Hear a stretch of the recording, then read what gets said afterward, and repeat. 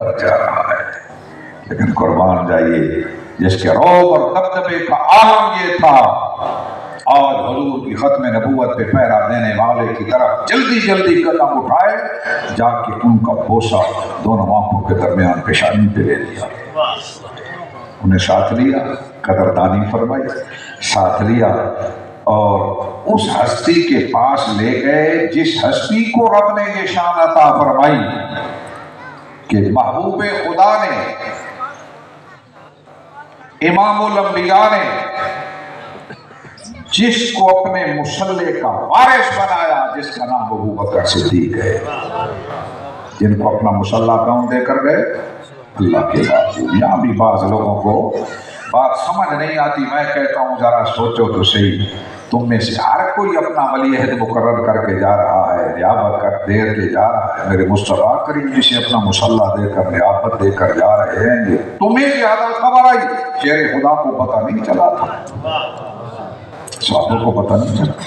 اس ایک بات کا جواب کوئی نہیں لوگوں کے پاس، ادھر ادھر کی باتوں کی طرف نہ جاؤ، پکی پکی باتیں ذہن میں رکھو، پختہ۔ اور اتنا بتا دو، تمام معترضین کی کتابوں میں بھی ہے، اہل سنت کی کتابوں میں بھی ہے کہ مصلح امامت اللہ کے محبوب نے صدیق کے حوالے کیا ہے، سارے صحابہ کو پیچھے کھڑا فرما دیا، کتابوں میں موجود ہے، تمام کتابوں میں ایسی حقیقت جس کا انکار نہیں ہو سکتا، تو پھر مان جاؤ نائب مصطفیٰ صدیق اکبر کی ذات ہے۔ اس ہستی کے پاس لے کے حضرت فاروق اعظم گئے، وہ فاروق اعظم جس کے بارے میں رب نے فرمایا، محبوب خدا نے فرمایا، لو کون قاضی نبی لکان عمر، حضرت صدیق اکبر کی بارگاہ میں جا کے عرض گناہ ہوئے، یہ ہے وہ میرے مصطفیٰ کا کریم کا غلام جس پہ اللہ نے ابراہیم علیہ السلام کی طرح آپ کو گل و گلزار بنایا۔ اب سنو اگلی بات، ختم نبوت کے پہلا دینے والوں کی قدردانی صدیق و فاروق کیسے فرما رہے ہیں؟ میرے مصطفیٰ کریم کے وہ پیارے اور لاڈلے غلام جنہیں شیخین کریم کہا، کریمین کہا جاتا ہے، سارے صحابہ جن کا احترام کرتے تھے، جن کو اللہ کے محبوب نے اپنے پہلو میں سلایا ہے۔ انتخاب دیکھو، نصیب دیکھو، ان دونوں نے، حضرت صدیق اکبر دائیں طرف بیٹھ گئے، حضرت فاروق اعظم بائیں طرف بیٹھ گئے، اور درمیان میں ایک اجنبی مسافر شخص ابو مسلم خولانی کو بٹھا دیا۔ قدردانی کی جا رہی ہے، امیر المومنین میں ہوں، لیکن آج ابو مسلم یہ جگہ تیرے لیے ہے۔ دنیا کو دکھایا جا رہا تھا، دنیا والوں جو میرے مصطفیٰ کریم کی شان ختم نبوت پہ پہرا دے گا، صدیق و فاروق کی نگاہوں میں اس کو یہ مقام ملے گا۔ اور حضور کے صحابہ کرام کا طریقہ اس کو عصبہ حسنہ بنا لو اپنے لیے، اس پہ عمل پیرا ہونے کی ضرورت ہے۔ میرے مصطفیٰ کریم کے غلاموں، ادھر مسلمہ آ گیا، علماء سے آپ نے سنا 1200 صحابہ کرام نے حضرت صدیق اکبر کی قیادت میں جنگوں کے نظامے پیش کیے۔ کسی جنگ میں اتنے صحابہ شہید نہیں ہوئے جتنے ختم نبوت پہ پہرا دیتے ہوئے جانوں کے نظامے پیش کیے، کوئی ایسی جنگ نہیں۔ صحابہ کرام کی حیات طیبہ میں ساری جنگوں کو ملایا جائے تو اتنے شہداء نہیں ملیں گے۔ آخر اس کی کوئی اہمیت تھی کہ کوئی، اس مسئلے کی کوئی اہمیت تھی کہ کوئی نہ۔ سپریم کورٹ میں جب یہ ناچیز حاضر ہوا، مدینہ پاک سے فوراً سپریم کورٹ میں حاضر ہوا، تو میں نے وہاں یہ دلیل پیش کی، اور میرے دلائل میں سب سے بڑی دلیل چیف جسٹس آف پاکستان کے سامنے یہ تھی، میں نے کہا ادھر ادھر جانے کی ضرورت نہیں، حضرت صدیق اکبر کی قیادت میں میرے مصطفیٰ کریم کے پیارے صحابہ کرام نے کہیں کون سا کردار ادا فرمایا، اس مسئلے کا جواب تو اس دن وہ دے گئے کہ آپ نے لکھا کہ مرزائی اپنے ذاتی مکانات میں، نجی مقامات پر اپنے مذہب کی تبلیغ کرنے کے مجازیں وہ اپنا یہ نقطۂ نظر پھیلا سکتے ہیں. میں نے کہا اگر ختم نبوت کے خلاف پیغام پھیلانے کی اجازت ہوتی، حضرت صدیق اکبر مسیلمہ کذاب کی حویلی پہ حملہ آور نہ ہوتے. نعرہ تکبیر، نعرہ رسالت، نعرہ تحقیق، تاجدار ختم نبوت. میں نے کہا آج لوگ کہتے ہیں کہ آزادی اظہار رائے ہے، اپنے اپنے ادارہ جات میں اگر وہ یہ سازش جاری رکھنا چاہیں تو ان کو رخصت ہوگی. میں نے کہا اگر یہ رخصت ہوتی تو صدیق اکبر کبھی اس کی حویلی میں جا کے حملہ آور نہ ہوتے. پتہ چلا صدیق اکبر کی قیادت میں حضور کے صحابہ رضوان اللہ تعالیٰ علیہ مجمعین ان کا نقطۂ نظر یہ وہ میں سبق پڑھا گئے، ختم نبوت کے مسئلے پہ کبھی کمپرومائز نہیں ہوگا، کبھی کمپرومائز نہیں ہوگا. مسلمانوں کمپرومائز کی اجازت نہیں ہے، لہذا میں نے وہاں یہ نقطہ پیش کیا کہ سید عالم تو کلیئر کر گئے، مسئلہ ختم الخاتم النبیین کا مفہوم تو واضح فرما گئے. اب یہ وہ مفہوم ہے کہ اللہ کا کرم دیکھو، رب کی مہربانی دیکھو. جو مفہوم خاتم النبیین کا جس کے گرد یہ ساری عمارت تعمیر کی جا رہی ہے اور تعمیرات کے فلندے میں اپنی جگہ پیدا کی جا رہی ہے، وہ مفہوم جو میرے کریم محبوب نے 1450 سال پہلے بیان فرمایا تھا، مبارک ہو نبی کے غلاموں، یہ سپریم کورٹ کا فیصلہ میرے ہاتھ میں ہے. سپریم کورٹ آف پاکستان کے چیف جسٹس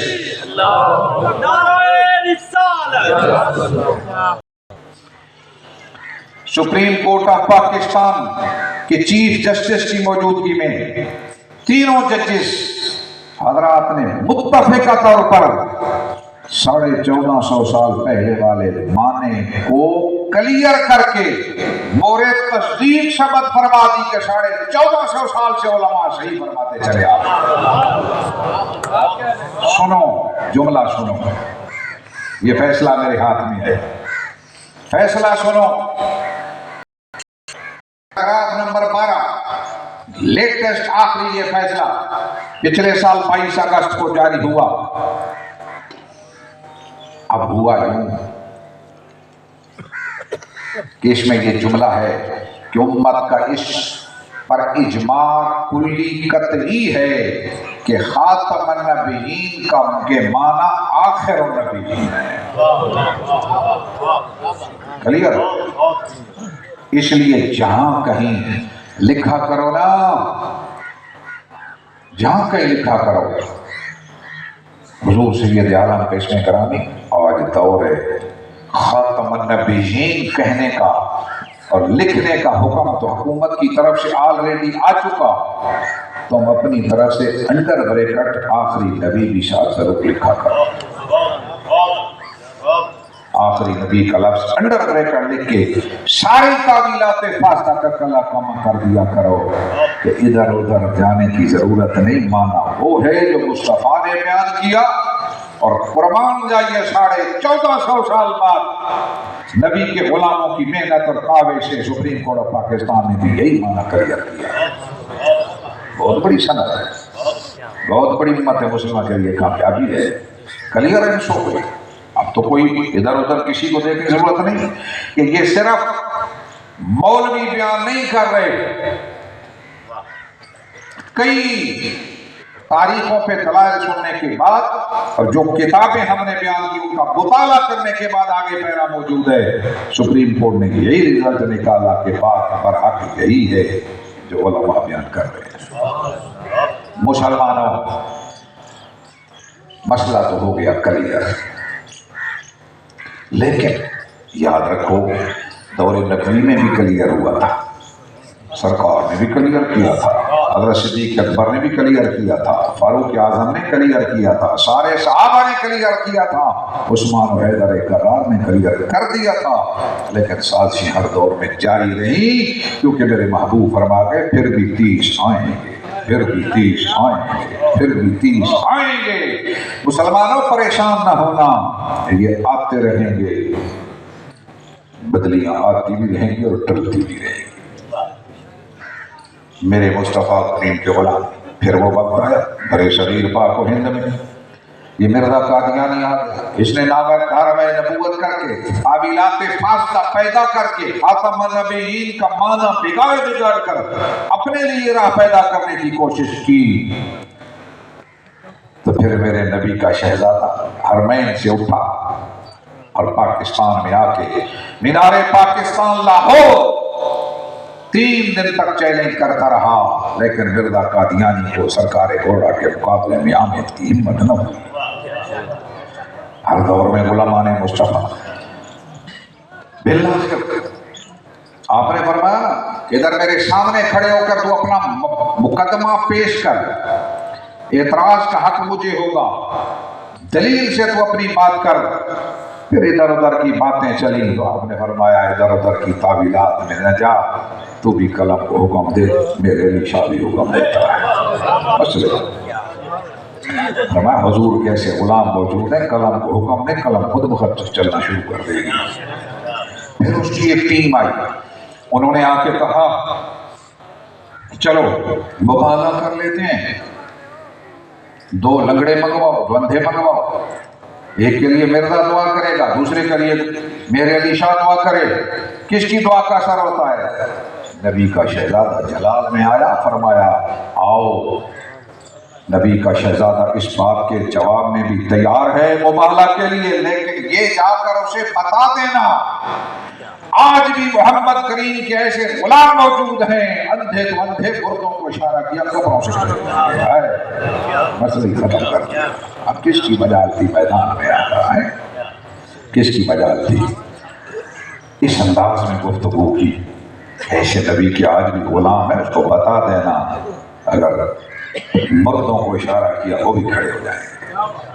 مسئلہ چلیے رکھا ناشا ٹھاٹھے مارتا سمندر، لاہور کی گلیوں میں غلامان مصطفیٰ کا وہ تو لوگوں کو نظر نہ آیا، تو جیل میں بیٹھ کے ایک چھوٹا سا مرزا کہنے لگ گیا مجھے مرزائیوں نے بتایا کہ میرے علی شاہ بھاگ گیا تھا۔ میں نے کہا وہ لاکھوں کا سمندر تمہیں نظر نہ آیا، اور مرزائیوں کی بات تیرے دل پہ اثر کر گئی۔ پھر کہنے لگا کہ اب فیصلہ آ گیا، اب میں مولویوں کو دیکھوں گا کیسے چینج کرواتے ہیں۔ تو جس دن یہ فیصلہ آیا نا تو میں نے بھی کلپ چڑھایا، میں نے کہا تو کہتا ان کے باپیش ہے کوئی نہیں، باپوں کے نوکر فیصلہ چینج کروا کے آئے کہ بیٹھے میرے نبی کا غلام سن، میرے مصطفیٰ کریم سے نسبت غلامی رکھنے والوں، اس فیصلے کے اندر کیا لکھا؟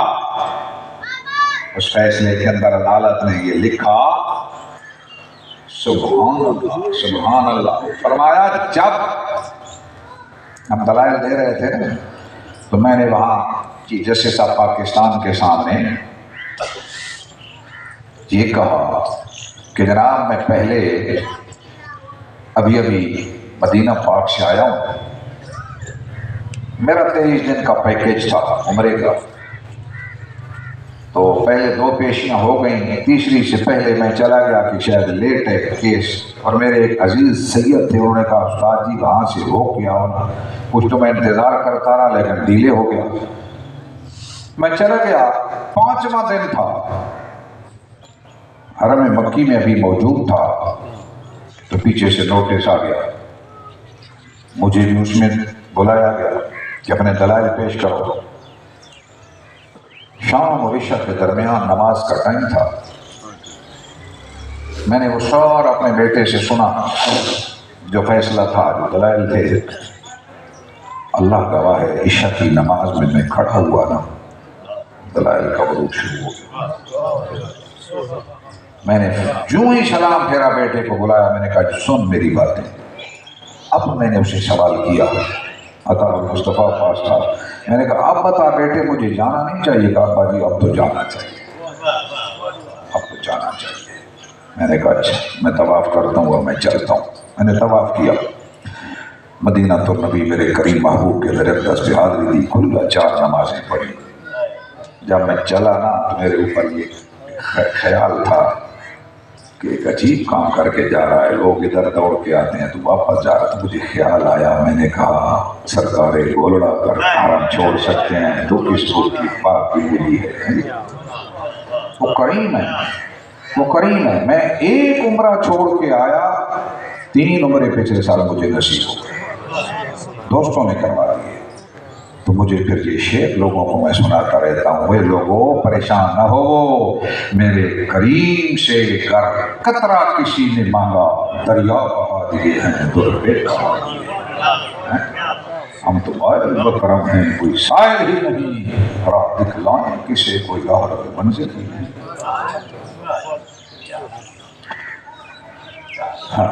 ایک کوس جب میں چل رہا تھا نا تو وہاں باب صدیق سے آگے نیچے سیڑھیاں ہیں اس طرف، غالباً گیٹ نمبر 5-6 کے آگے، تو وہاں ایک شعر میرے ذہن پہ گھوم رہا تھا، جب کہ کوثر ناتھ خان پڑھتا ہے سرائکی میں، اے ساکن سبز محل دے منت لیسو کے کائنا، کرو باتا والا درد بولے سو کے کائنا۔ تو میں تو کہتا رہتا ہوں کرو کرم کرسو کرم والا درتے بولے سو کہ کوئی نہ، یہ ادب والا لفظ ہے۔ مسلمانوں، میں نے چیف جسٹس سے یہ کہا، میں ابھی آیا ہوں، میرا ایک شعر پہلے سن لو جو دوران نماز حرم مکی میں میرے دماغ میں اترا۔ میں نے کہا سنو، یہ علامہ تمہارے اس فیصلے کا سارا جواب اپنی زندگی میں دے گیا۔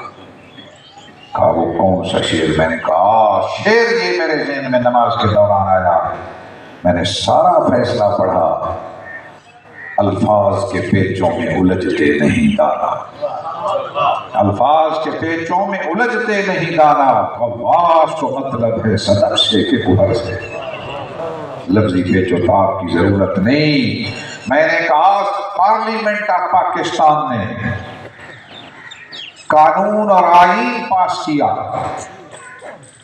اور وہ کیا کہ اس فتنہ مرزائیت کا سد باب کیا جائے گا، ان کو غیر مسلم قرار دیا اور ان پہ یہ پابندی لگا دی پارلیمنٹ نے کہ یہ اپنے آپ کو مسلمان کہلوا کر مسلمانوں کو گمراہ کرنے کی انہیں اجازت نہیں، مجاز نہیں، نہ یہ مسجد کو مسجد کہیں، نہ اذان کو اذان کہیں، نہ تفسیر کو تفسیر کہیں، نہ اپنی گھر والیوں اور اپنے جس کے اوپر یہ یقین رکھتے ہیں وہاں امہات المومنین کا لفظ استعمال کریں، نہ صحابہ کا لفظ۔ کیوں؟ اس سے دھوکہ ہوتا ہے، امت کو دھوکہ ہوتا ہے۔ یا تو اس قرآن کی تعلیمات کے مطابق عمل ہو، ورنہ یہ لیبل لگا کر نقصان کرنے کی اجازت نہیں۔ پارلیمنٹ نے پابندی لگا دی، قانون پاس کر دیا۔ اب میں نے گزارش کی جناب روشتم پہ کھڑے ہو کر، اگر سپریم کورٹ یہ پابندی اٹھا دے گی اور ان کے ادارہ جات انہیں کھولنے کی اجازت ہوگی اور وہاں جا کر یہ اپنے مذہب کی تبلیغ کریں گے، سنو پھر پارلیمنٹ کو قانون بنانے کا فائدہ کیا حاصل ہوا؟ اس کی مثال میں نے دی۔ اگر عدالت چند مجرموں کے خلاف فیصلہ سنا دے کہ ان کو جیل میں بند کر دیا جائے، رات کو جیل کا سپرنٹینڈنٹ یا کوئی ملازم پیچھے سے کھڑکی کھول دے، سارے چور ڈاکو بھاگ جائیں، تو میں نے رخ کیا چیف جسٹس صاحب کی طرف، آپ بتائیے پھر عدالت کو فیصلہ سنانے کا کوئی فائدہ حاصل ہوا؟ تینوں ججز حضرات نے یوں کیا، تو میں نے کہا مسئلہ بن گیا۔ میں نے کہا بعین ہی اسی طرح پارلیمنٹ نے اس فتنے کا سدے باب کیا اور اس کو پھیلنے سے روکا۔ اگر سپریم کورٹ نے ادارہ جات بنا کے ایک کو تبلیغ کرنے کی اجازت دے دی تو اس کو پارلیمنٹ کو قانون بنانے کا فائدہ کیا حاصل ہوا؟ پھر میں نے کوئی قواعد اپنے پیش کیے، المامور بمقاصدھا ما شیک الکلام لاجلہ، وہ بہرحال ہمارے عربی قواعد تھے کیونکہ مجھے معلوم تھا پیچھے لکھنے میں ایک عربی دان بھی بیٹھا ہے۔ بہرحال تو میں نے کہا کیا فائدہ حاصل ہوا؟ چیف جسٹس صاحب یہاں بول پڑے گا، مفتی صاحب آپ کی بات ہمیں سمجھ آ گئی ہے، آپ کی بات ہمیں سمجھ آ گئی ہے۔ میں نے کہا یہی تو ہم کہنا چاہتے ہیں، پارلیمنٹ نے یہ قانون بنا دیا، اب اس قانون کی روح کے خلاف کوئی تشریح نہیں کی جا سکتی کہ جس کی وجہ سے وہ قانون ہی غیر مؤثر ہو جائے۔ اور کئی چیزیں تھیں